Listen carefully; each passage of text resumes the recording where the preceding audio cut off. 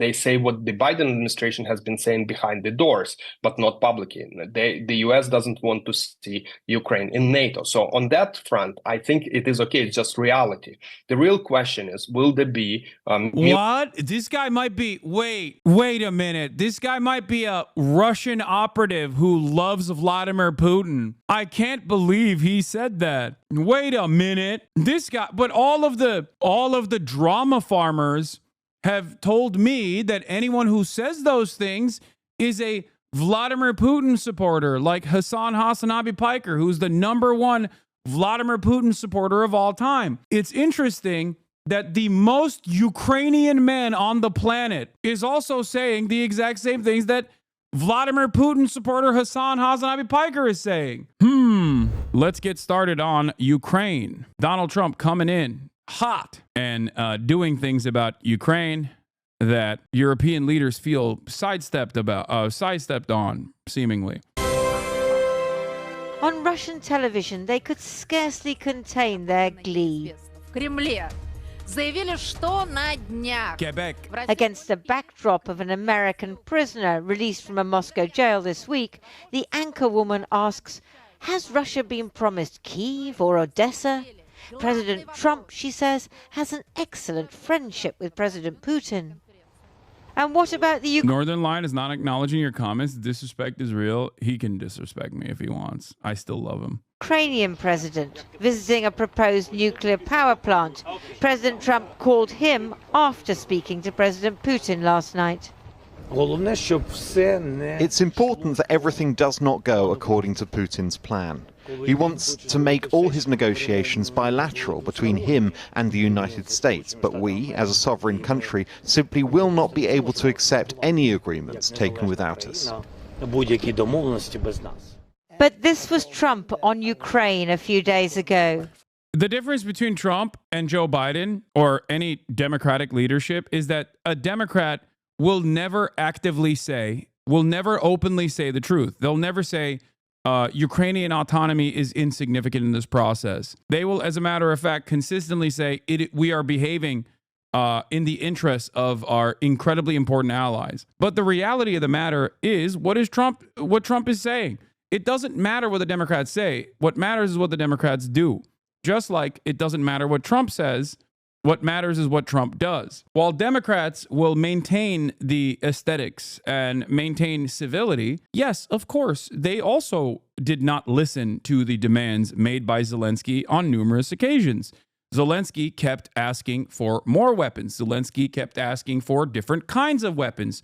Air support. Zelensky wanted to do a flight-free, they wanted to create a security zone above Ukrainian airspace.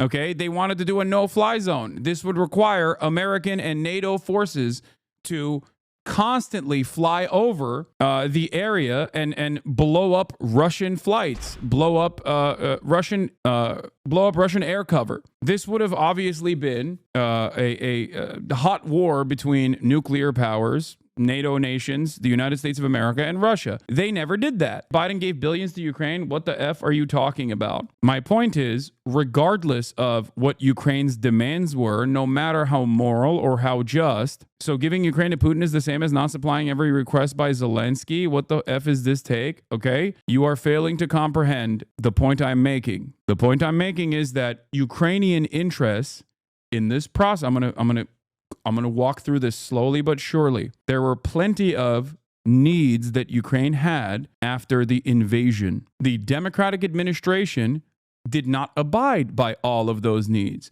The Democratic administration did not turn around and give everything that Zelensky asked to Ukraine. They never would turn around and be like, Zelensky doesn't order us, we order him. They would never say the truth of the matter. And some of you, I think, were you fell for this consent being manufactured.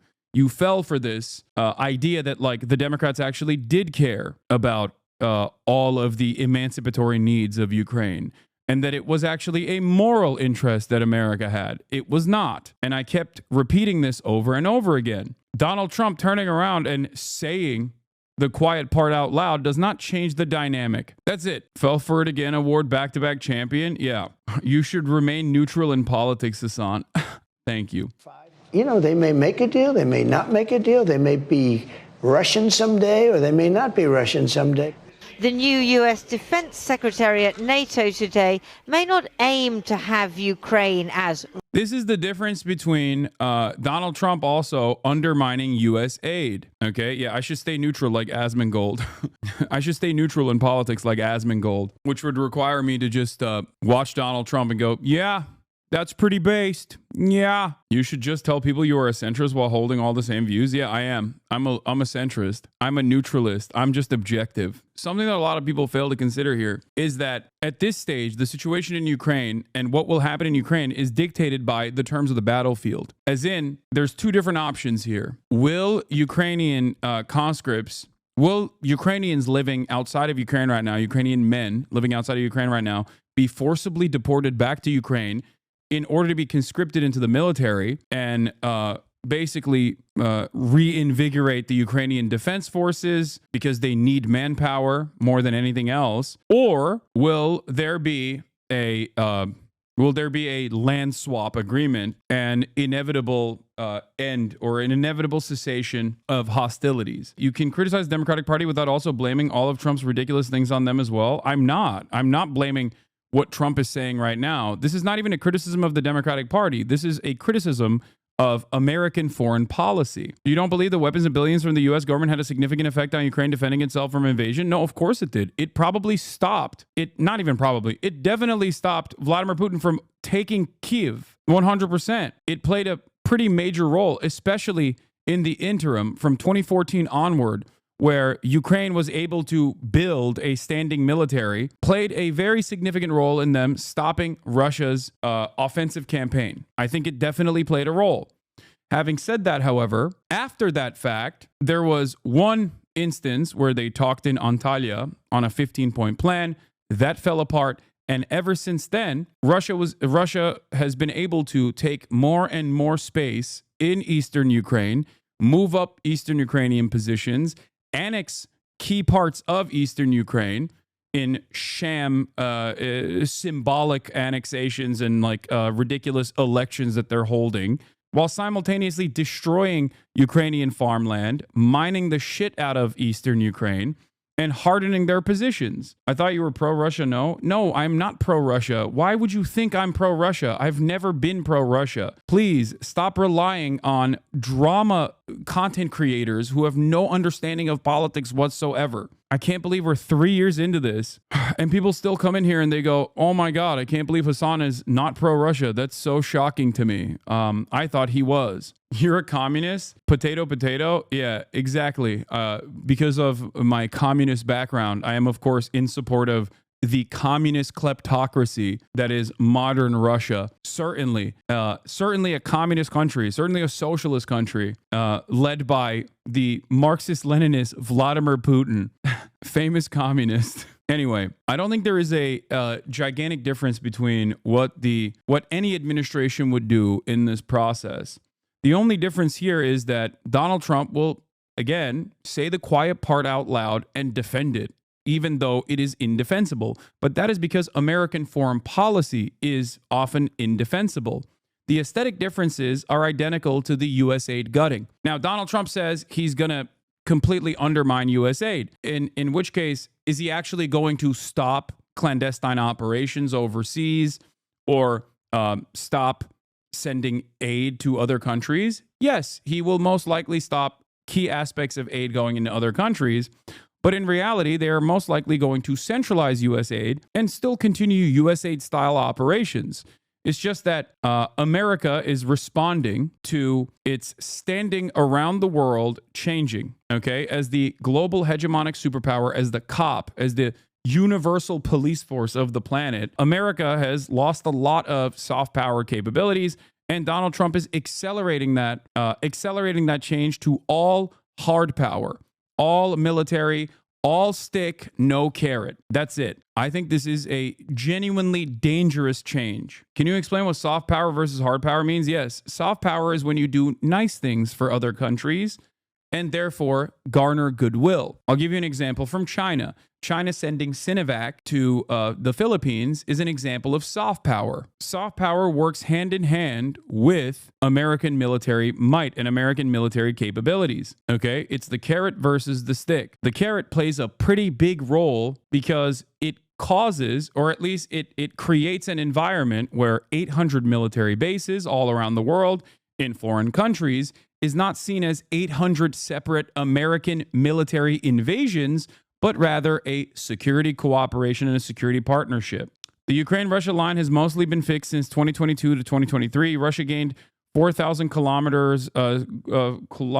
square kilometers of territory in 2024, which was largely meaningless, so it's currently a stalemate at enormous cost to both sides, of course. Russia gained 4,000 square kilometers of Ukraine in 2024. How many soldiers did it lose? Verifying casualty figures for soldiers in Russia-Ukraine war is difficult, as experts call it a war of narratives. What is clear, Russia has lost more troops than in any war since World War II. Yeah, it is endlessly costly for Russia to consistently engage in permanent war in Ukraine, and it is, of course, also endlessly costly for Ukraine. The problem between Russia and Ukraine is that while Ukraine is backed by the entirety of the Western world, they simply have less people. No, they're not saying that they've lost close to the same number of troops in World War II. They're not saying that. They're just simply saying that the number of casualties on the Russian side are ginormous, more than any other country since World War II. World War II was like 20 million people. That's obviously, it's nowhere near that. Doge is already dismantling the NED. This is good for the global south as a whole. We do not want your color revolution, says Top G. Yeah, once again, I think the difference between what America will do in the future versus what America has done for the past almost century is that they just won't try to masquerade what they're doing as like a good thing, a thing that everybody wanted. Only when you witness the unstoppable march of 1.4 billion patriotic volunteers will you finally wake up from the pitiful stupor forced upon you by living in the imperial core. But a fake socialist like you will never visit China. You will remain an ostrich with his very small head buried in the sand. First of all, don't threaten me with a good time. Don't threaten me with a very, even though you are, you know, making fun of my head size, which is something outside of my control and only a consequence of my very broad shoulders, which I believe in most Asian countries is seen as a positive anyway. Don't know if it's the same in China as well. But all you are doing is highlighting that I will benefit from the Chinese century of prosperity. Okay? That's all you're saying. If given the chance, would you visit China? I really want to. I want to visit China this year. Not exactly sure when I would do it, but I do want to do it. That is a certainty. You're a smart guard. Do you really think Kamala would have pushed for a ceasefire in Ukraine? Biden's deal was muscular liberalism and Kamala was about preserving his legacy. I think muscular liberalism aside, the only thing that would be different is the aesthetics and how it is presented. Because once again, and I repeat this position over and over again, and I think I will have to repeat it over and over again, the only difference would be how it is packaged. Because the situation in Ukraine is not dictated by simply just like American interests or Russian interests. It is more so dictated by the terms of the battlefield.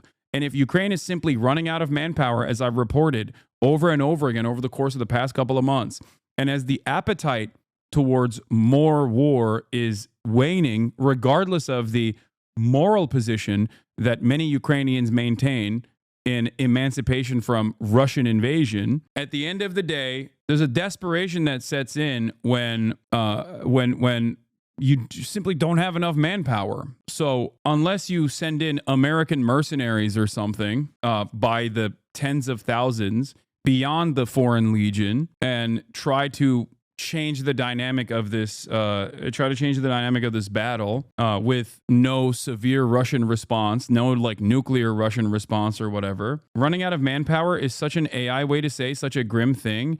Yes, running out of manpower means Ukrainians are dying. Where is the sentiment that Ukraine is lost, though? I mean, this is not a sentiment. This is just a grim but realistic analysis of what the situation looks like in terms of Ukrainian manpower. That's why I keep repeating that there are millions of Ukrainian men that no longer live in Ukraine that got refugee status in the West. What do you do in that situation? Do you forcibly extract them and then force them back to go and pick up arms against Russia? Do you deport Ukrainian men from all of the Western nations that they went to and then force them to serve in the Ukrainian defense forces? Because that's the only way at this point. That or conscription for all Ukrainian men down to the age of 18 is the only way that you can maintain this posture, this defensive posture. Or do you tell Ukraine that it's basically over? Russia, being this despotic authoritarian nation that it is, and being significantly larger than Ukraine, has the capacity to keep pushing men to the front lines in a way that Ukraine can't keep up. That's it. Russia just has more people. At the end of the day, wars are fought on the boundaries of attrition, and Russia has more manpower to lose. They're not even using their own people. They're using North Koreans. No, I think that's more so aesthetic partnership with North Korea, saying like North Korea also has a say in this, or North Korea also is involved in this.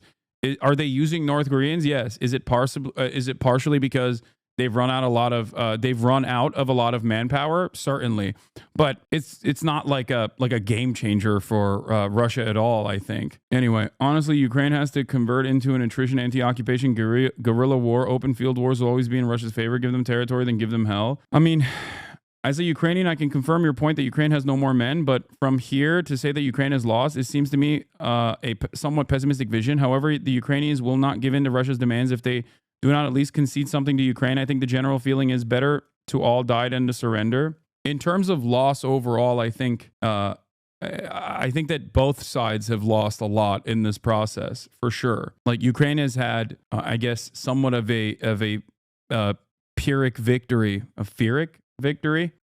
in terms of being able to stop the Russian forces, and there's a tremendous number of Russian combatants that have been slaughtered in the process as well. The problem there is when one side just has less people, what are you supposed to do? Is there actually any proof that there are DPRK soldiers in Ukraine? All I've seen are articles citing the Ukrainian and South Korean intelligence. I think that even the Russian side has admitted to using, or like all the reporting says that they're using it inside of Russian territory in terms of like internal defense in Kursk and whatnot. Some of it is like the Asian Russians, which exist, but they have captured some DPRK forces from what I understand. I don't know if they're in the front lines on Ukrainian territory, but I've seen some videos even on Russian hospitals about like Russian combatants in hospital chilling with the what they claim are North Koreans. But then again, as this Al Jazeera article shows, it is a war of narratives. Not that it ultimately matters, because once again, it's not like a significant difference maker. It's more like, I would go so far as to say that getting artillery shells from DPRK for Russia was more significant in this conflict than the actual troops. Because I think a lot of people on the pro-NATO, pro-Ukraine side look to that and say, oh, it's because like Russia has incurred tremendous loss, which is true, they have, without matching that up against what the current Ukrainian defense forces look like. I think it's more so just a partnership that Russia has with the DPRK and reaffirmation of said partnership than anything else. There's a lot of FPV drone footage showing a lot of Asian combatants. I know, but Russian forces also have a lot of minority populations in Russia. There's ethnic Russians that are still Asian. So drone footage doesn't necessarily show that they're definitely North Korean. Not saying that there aren't, by the way. Most of Russia is in Asia. So like Asian as in like East Asian. Dudes who look like they could be North Korean. Russian someday. But the very idea is an anathema to... You're talking about the indigenous populations like Tuans, Khakas, Buryats, etc. Yes. Everyone else in the room. There is no betrayal there.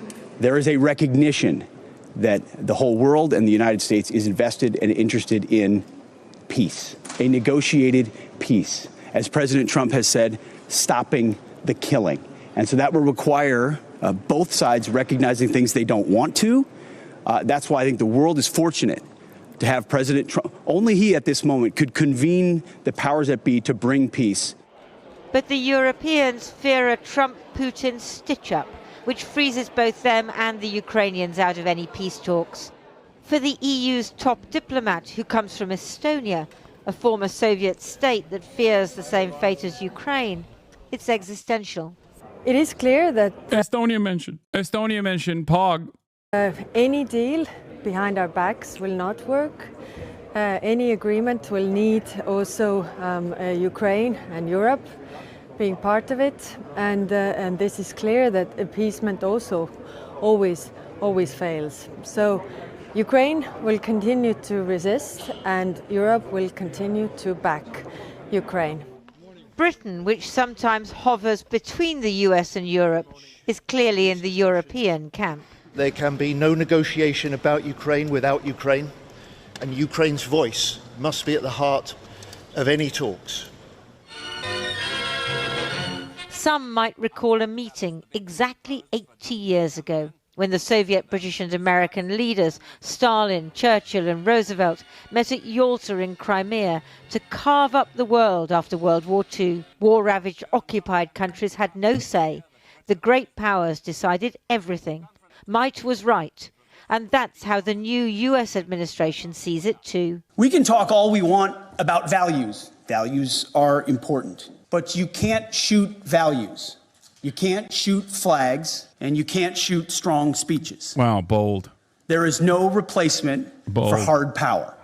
That's he's really spitting. Ukrainian soldiers on the front line aren't thinking about history. For them, it's about personal survival and the survival of their country. Because if Ukraine is sacrificed to Russia, what was the point? Why did their comrades die? The atrocities Russian soldiers committed in... It's a great question. I agree. A question that I have wondered quite a bit myself. Bucha, will they be not punished but rewarded for them? Ukrainian cities are still being bombarded. They desperately need peace, as President Trump says, but not at the cost of losing their independence or reaching a temporary peace, only for Russia to come back for more in a few years' time. The NATO family photo, but the family is divided. Europe, the Americans have made clear, has to increase military spending, and they can defend Ukraine if they like. America isn't going to. The post-World War II order is over. Get used to it. Even the Red Army used soft power to fight the nationalists in China by promising things and giving things to peasants. Yeah, I mean, it was fairly easy considering that the KMT's vision for a new China was to reassert and reinstall the previous landlordship dominance over the peasant class, whereas for the Red Army, it was a complete restructuring of said hierarchy. So, you know, even the peasants that worked alongside the KMT initially or filled the ranks of the KMT initially were like, okay, well, I don't want a landlord. I'm going to go with the other guys. So, yeah, I don't even know if that's soft power at that point versus a genuine commitment to instilling change. Chiang Kai-shek was anti-landlord? Maybe initially. No, I mean, there is truth to the KMT's initial formation looking somewhat similar to, well, I mean, I wouldn't say similar to communism or anything like that, but like, yeah, at first, the nationalist movement was also a movement of change, moving away from colonial domination and reasserting. Remember, nationalist movements at this time, at this period, especially if they were colonial subjects, were liberatory movements. So the attitude presented, or even the initial reception, is going to be different. Lindsay Hilson reporting there. Thank you for voting for Trump. We needed change. Yeah, dude. I'm sure you think I voted for Donald Trump. Come on. He seems to deliver another Sean the Black. Thank you for the raid. Hope you had a good stream. Bombshell from the Trump White House. Let's get more from our Washington correspondent, Siobhan Kennedy. Siobhan. Well, no bombshell yet, Matt, but it was interesting last night. Donald Trump in the White House was asked on multiple occasions if his peace talks with Putin would include Ukraine. And I have to say, he was non-committal at best. At one point, a journalist pressed him on the matter. Do you view Ukraine, he was asked, as an equal partner in the peace process? The president looked stumped. It was as if he hadn't thought about that question. You know, that's an interesting question, he said after musing for a while. I think they have to make peace, President Trump said. That was not a good war to go into. No sense from President Trump that Ukraine had no choice, that it was attacked by Russia. He was also asked at one point whether or not Ukraine would have to cede territory to make peace. And he said that Zelensky is going to have to do what he's going to have to do. And then at one point he said, yeah, I think they're going to get some of the land back. I think they will. Well, I was up on the Hill earlier trying to gauge reaction from senators as to the developments. As you could imagine, the Democrats are furious, while the Republicans were torn between trying to be supportive of Ukraine and trying to be deferential to President Trump. Let's hear what some of them had to say. Is America betraying Ukraine? President Trump, not America. Please make some distinction between the two.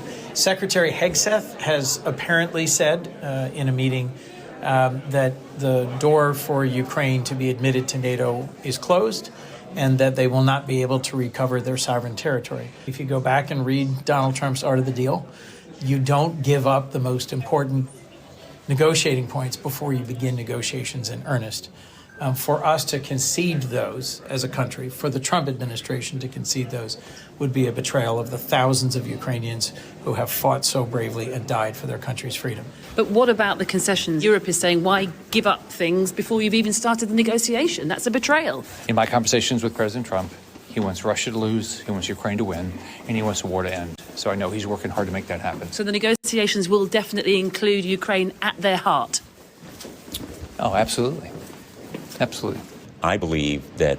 Okay, at what point, like, why would you even believe any of that, by the way? It's so, are the conversations featuring Palestinians and their needs? No. Are the conversations featuring, the conversations never feature the people that are outside of the American allegiances. They just don't care. I think it's crazy to think that, like, to act like what Trump says and what Trump does are directly in line with one another. I think it's silly to assume that they're going to give a shit about Ukrainians at all and what their actual opinions are or what their actual needs are. It never was the case. And I think that there is some cold hard truths to the way that Trump is operating, as is the case with many of the things that he says when it comes to American foreign policy. Something that I think I will have to repeat over and over and over and over again, as I did the first Trump administration. It's not correct, it's immoral, but it's the truth about American foreign policy. The only difference is it's stripped of the aesthetic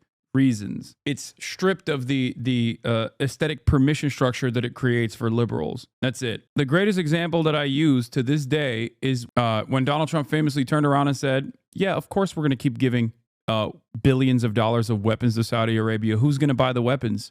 Do you have $1 billion? Of course, I'm going to keep giving Saudi Arabia weapons. At the time, Saudi Arabia was doing a genocide in Yemen. Many of you probably didn't know that, but at least the HasanAbi heads in here that have been around for a while were familiar with this. That is the position of the American State Department. The only difference is there's no need to shelter the American public from the truth. He's just openly stating what it is. What is the case? That Ukraine can win, that it can push back to regain territory, but the message yesterday was, you don't have the United States. The message yesterday was weak and pathetic, kowtowing to Putin, bowing and scraping.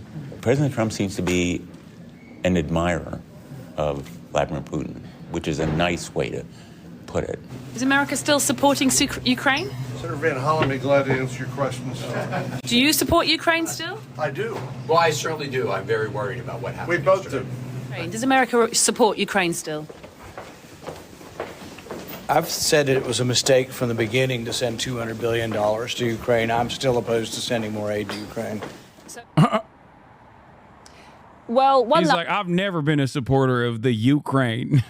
Why are you asking me that? last thing, President Trump reiterated that he does plan to meet Putin in Saudi Arabia. He said that Putin would also come here to Washington, D.C., and that he would go there to Moscow. He was asked at one point whether or not he would meet Zelensky in My most controversial opinion on this is that not dissimilar to what I've said about the Biden administration, knowing full well that the Trump administration was going to take the reins, or even the danger of the Trump administration coming back into power, the Biden camp should have packed all of this shit up.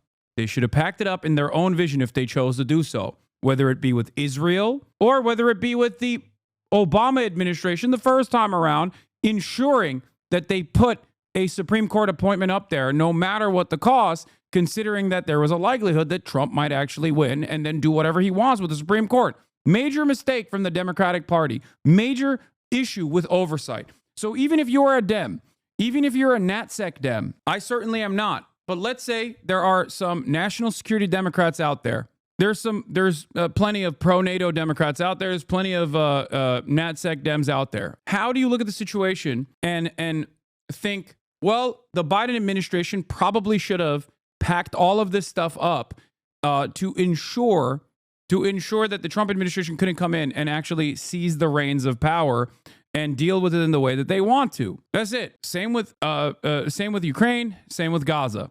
Especially with Gaza, because there is a lot more power and influence that we have over Israel, as opposed to power and influence that we have over Vladimir Putin, a foreign adversary with his own needs, own material needs, and violent ambitions. That's my statement. So if you're here upset about Donald Trump assuming the role of assuming control over all of this foreign policy initiatives, remember that this only happened as a direct consequence of the Biden camp not actually doing what was necessary at the time, when they had 3 years to change the dynamic, whether it be offering more weapons faster or directly meeting Russia and coming to the table and trying to facilitate some kind of ceasefire negotiation. Whether you believe that Russia will keep up their end of the bargain or not does not matter, because instead you just had no ceasefire and all war. Putin is going to reject the deal? I doubt it.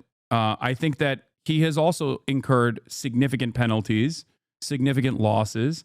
So it is in his best interest as well to try and pack the situation up and solidify the boundaries of all of the territory that he annexed. I think one of the biggest oversights in the Biden camp, from my perspective, was consistently saying, "Oh, we're not going to talk to Vladimir Putin. We're just not going to do that," which was a lie. They did talk to Vladimir Putin. They talked to Russian envoys when there was a hostage negotiation at play.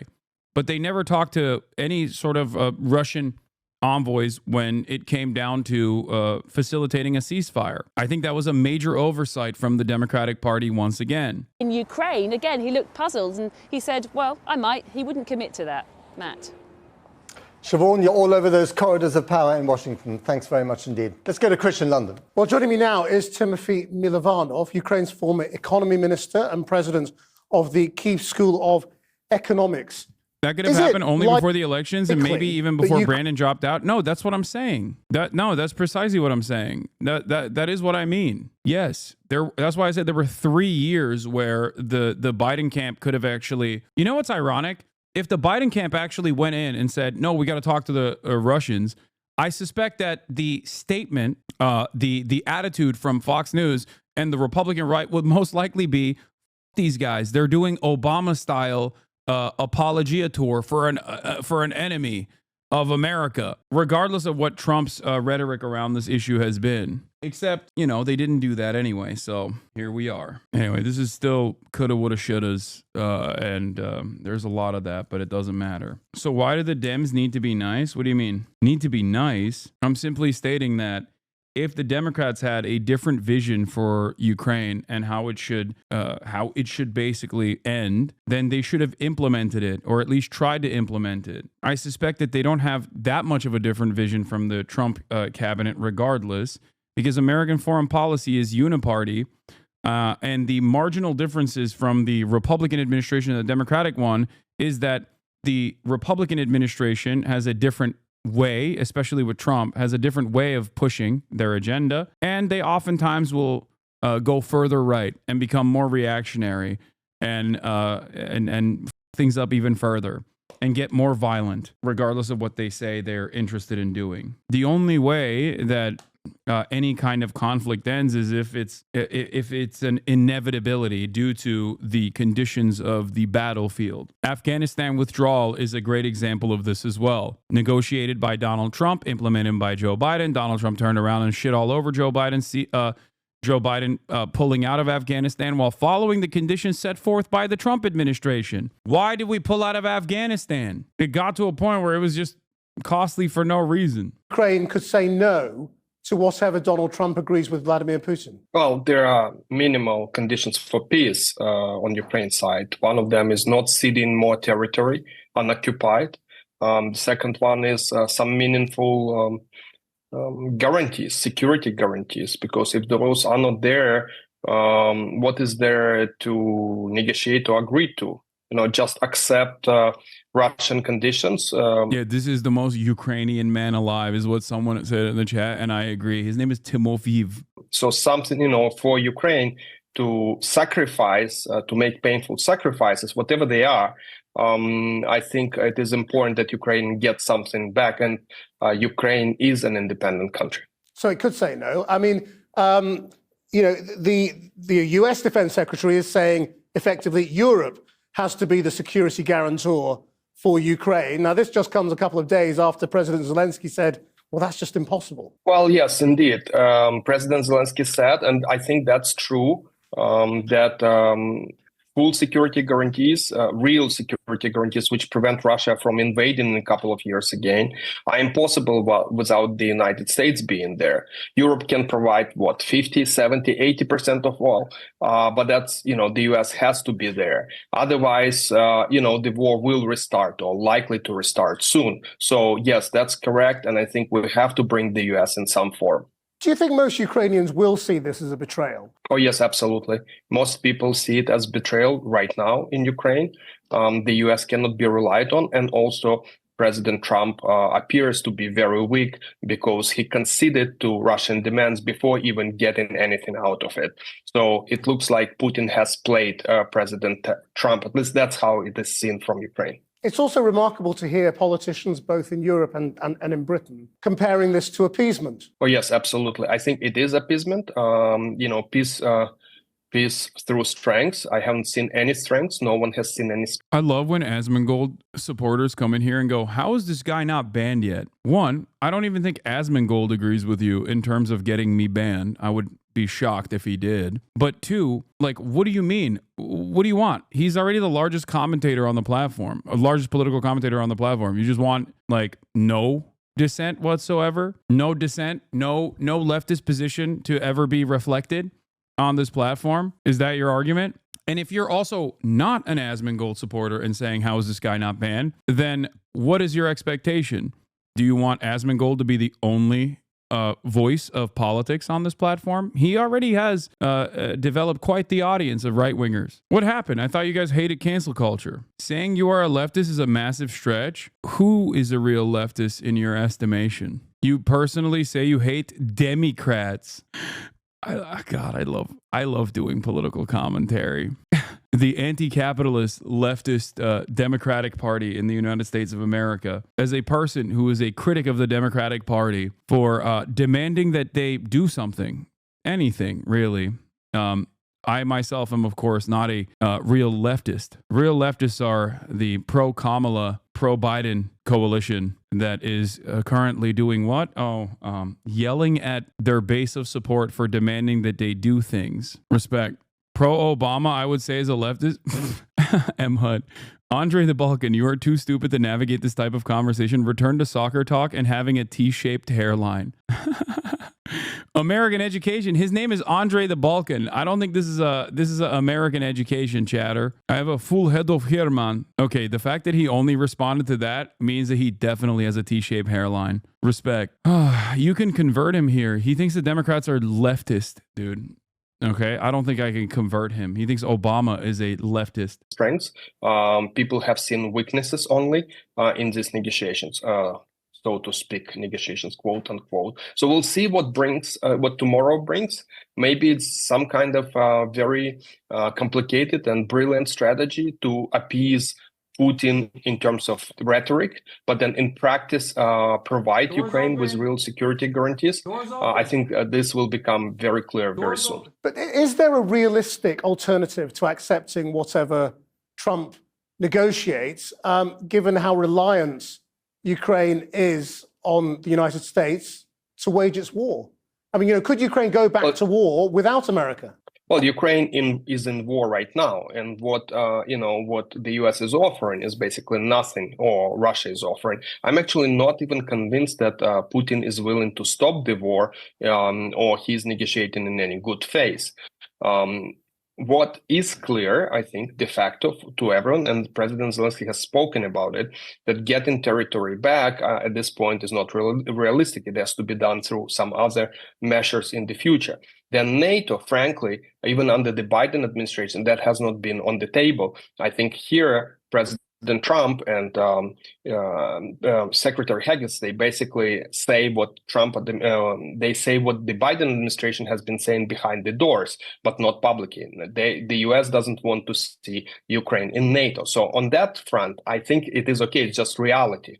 The real question is, will there be what? This guy might be. Wait a minute. This guy might be a Russian operative who loves Vladimir Putin. I can't believe he said that. Wait a minute. This guy, but all of the drama farmers have told me that anyone who says those things is a Vladimir Putin supporter, like HasanAbi Piker, who's the #1 Vladimir Putin supporter of all time. It's interesting that the most Ukrainian man on the planet is also saying the exact same things that Vladimir Putin supporter HasanAbi Piker is saying.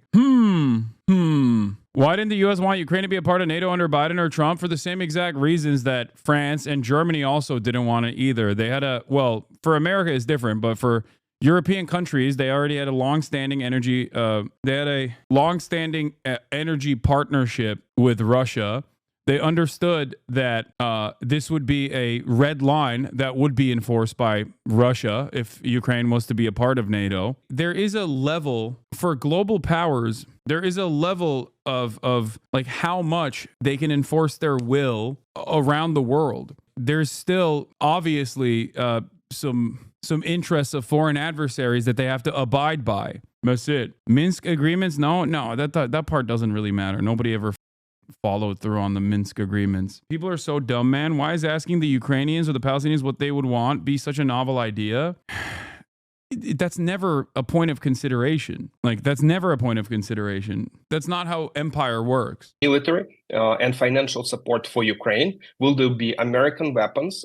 And will there be any kind of troops in some form, in whatever form, to prevent Russia from invading in the future? Exactly. I mean, if Ukraine were to reject a Trump offer of a deal and Trump pulled American weapons, can the war go on from Ukraine's point of view? Yeah, it will.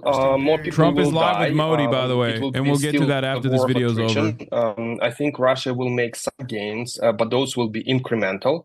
I don't think there is any chance Russia or Ukraine will make any major movements on the front because the nature of this war with this asymmetric technology, with actually very cheap drones, is that making large advancements are very, very difficult, close to impossible. So I think even at a very low support level from Europe, Ukraine will be able to resist, but Russia will be making advancements. Mr. Milovanov, thank you very much indeed. Well, joining me now is Nina Khrushcheva, a professor for international relations based in New York and the granddaughter of the former Soviet leader Nikita Khrushchev. It's good to have you back on the program. Do you think Vladimir Putin, given this olive branch from the Trump White House, actually wants to end the war at the moment? Or do you think he's on a roll and wants to continue? I think actually Putin he can end the war if conditions are fine, and it seems like now they're fine for him. He can end the war. He couldn't end this war if he's not a winner of it. He certainly could not be a loser. But now the winning can be presented because Trump called himself, apparently, we don't know exactly who requested the phone call, but it looks like it is Donald Trump. After She the call, inherited his good looks. She looks exactly like him. Donald Trump was all complimentary, talking about Putin and himself as we, and then referring to Zelensky and potentially not necessarily very recent. That is the most Russian-looking house I've ever seen in my entire dang life. Respecting terms.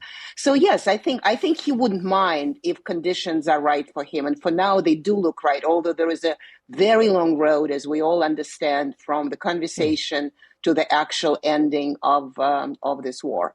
And I mean, the Kremlin today actually, tried to reassure Zelensky that he would be involved in negotiations. And we heard similar sort of reassurances from the White House. Are those reassurances to the Ukrainians and to the Europeans to be believed, do you think? Well, I think if Zelensky, I imagine, I don't know what exactly they're talking about, but for Putin and Trump, or for Trump and Putin, we don't know who is going to be the first in this scenario. If Zelensky behaves, that's fine. He can be there. But if Ukraine, and actually in your previous pieces on the subject, it does say the West is going to stand with Ukraine for as long as it does. But realistically, is if the United States withdraws, there is absolutely very little possibility that the war continues. Yes, it's going to be withstanding Russians' offensives, but Russians are going to take more territory. So they would not mind having not one picture on the wall, all mirrors. It's funny because it's like it's the only instance where there are so many mirrors that it actually has the opposite effect of what mirrors are supposed to do, which is make like the entire room larger, look larger, feel larger.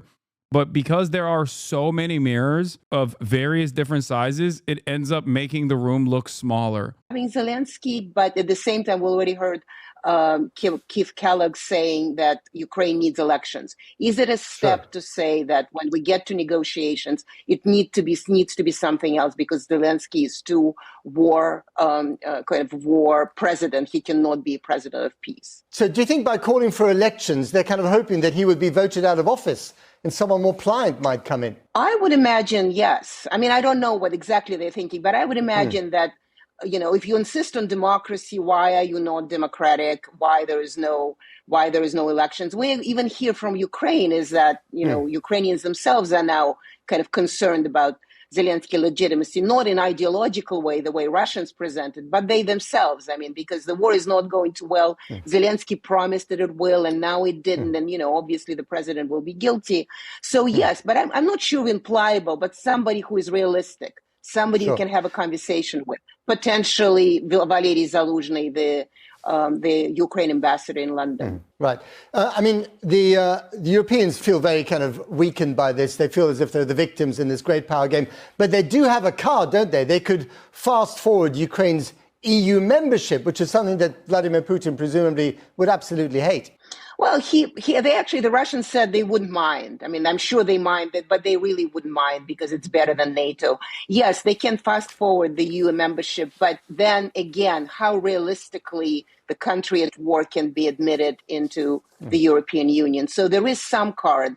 But I mean, I have to say the fact that Europeans are so beaten up about the fact that Trump said what he said and the story goes the way it goes, it's kind of shocking to me because clearly they're not thinking, or they're living in la la land. What did they think is going to happen? Trump is going to come in and say, have all the weapons in the world. And they themselves really are not contributing as much as Trump would want or America would want. And then they say, no, but we are with Ukraine. Fine, be with Ukraine then. I mean, that's what Trump is saying. Be with Ukraine, do it on your own if you're all so brave.